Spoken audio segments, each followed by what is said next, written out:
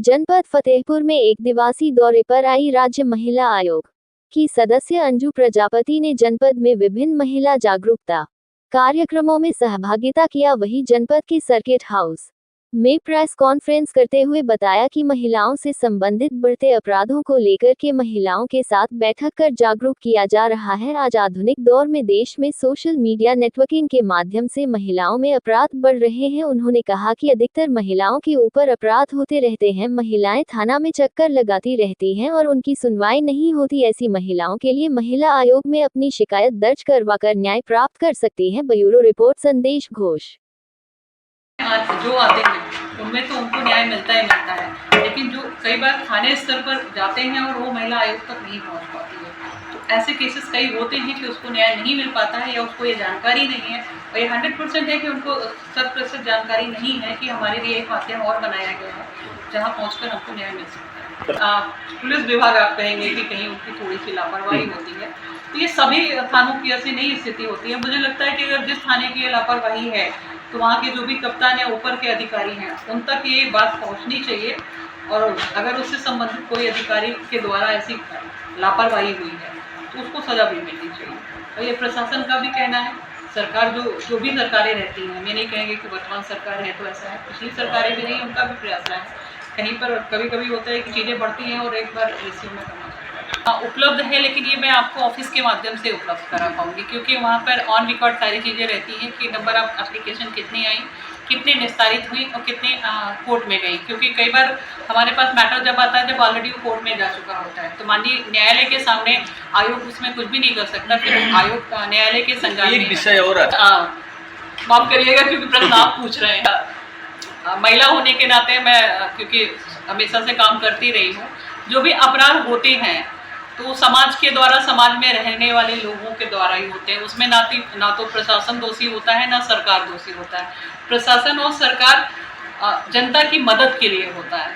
तो अगर ऐसी घटनाएं बढ़ी हैं तो कहीं ना कहीं मनस्थिति समाज में रह रहे लोगों की बदली है, तो वो मानसिकता बदलने की जरूरत है कि महिलाओं के प्रति या जो भी हमारी मानसिकता है हम उसको बदलें, कि प्रशासन उसको बेटर कर सकता है।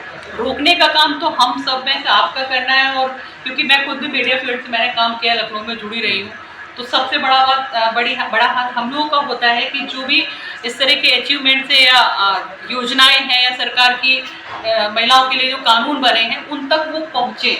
वो जो मीडिया है वो बहुत बड़ा माध्यम है, और आजकल स्पेशली आपका सोशल मीडिया ऐसा माध्यम है क्योंकि सभी चीज़ें उन तक आसानी से पहुंच सकती हैं। तो क्राइम बढ़ने का श्रेय बिल्कुल जा रहा है, क्योंकि जिस रेशियो में सोशल मीडिया लोगों के हाथ में एंड्रॉयड फ़ोन पहुँचे हैं, उसको लेकर के बहुत सारी अच्छी चीज़ें हैं, उससे जस्ट डबल और ट्रिपल टाइम्स गलत चीज़ें पोस्ट हैं।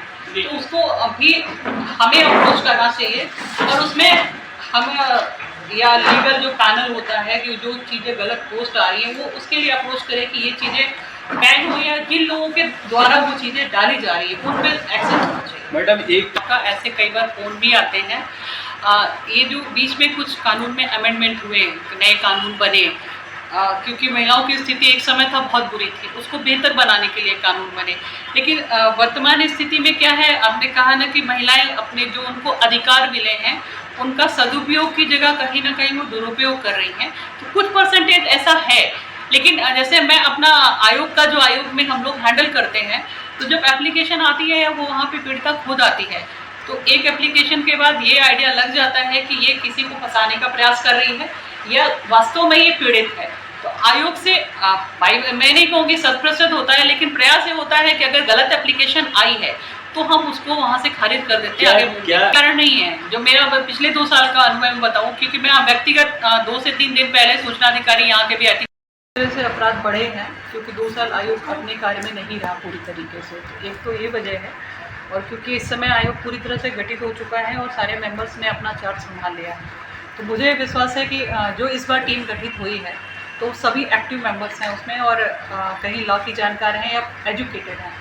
तो जो ऐसी महिलाएं जब काम करेंगी तो बेहतर निर्णय दे पाएंगी, और जो ये प्रॉब्लम्स बढ़ी हैं महिलाओं की उसमें कहीं ना कहीं रोकथाम होगी। यहाँ पर जो थाने स्तर पर लापरवाही होती है, अगर वो पीड़िता आयोग पहुँच जाती है तो जो डायरेक्ट पीड़िता के जाने पर वो सुनवाई नहीं करते हैं, क्योंकि आयोग में उनकी जवाबदेही बन जाती है उनको वहाँ पर हाजिर होकर जवाब और रीज़न दोनों देना पड़ता है कि आपने क्या विवेचना करी, उसकी समस्या क्या थी। तो इस नाते एक बहुत बड़ा उनके ऊपर प्रेशर होता है, आप कहिए तो। जो पीड़िता आयोग पहुँचती है उसको न्याय मिलने की पूरी संभावना होती है और न्याय मिलता ही मिलता है। जो यहाँ पर लापरवाही होती है वो लापरवाही उनकी खत्म हो जाती है। महिलाओं के संबंधित बेसिकली तो जो यहाँ थाने स्तर पर समस्याएं आ रही हैं, मेरा मेन मोटिव यही था मिलने का कि वो अगर यहाँ के स्तर पर निस्तारित हो सकती हैं तो एक तो उनका भी खुद का वर्कलोड कम हो जाएगा। क्योंकि होता है कि जब आयोग में आप जाते हैं तो उनका एक जो भी इंस्पेक्टर या जो है वो वो वहाँ जवाबदेही के लिए उसको जाना पड़ता है, 2 से 3 बार 4 बार जाना पड़ेगा। अगर वो थाने स्तर पर उसका निस्तारण कर देंगे तो उनके खुद का अधिकारी का समय बचेगा और समस्याएं जल्दी निस्तारित हो जाएंगी। पार्टी हो जो प्रेजेंट में होती है और जो विपक्ष में होती है,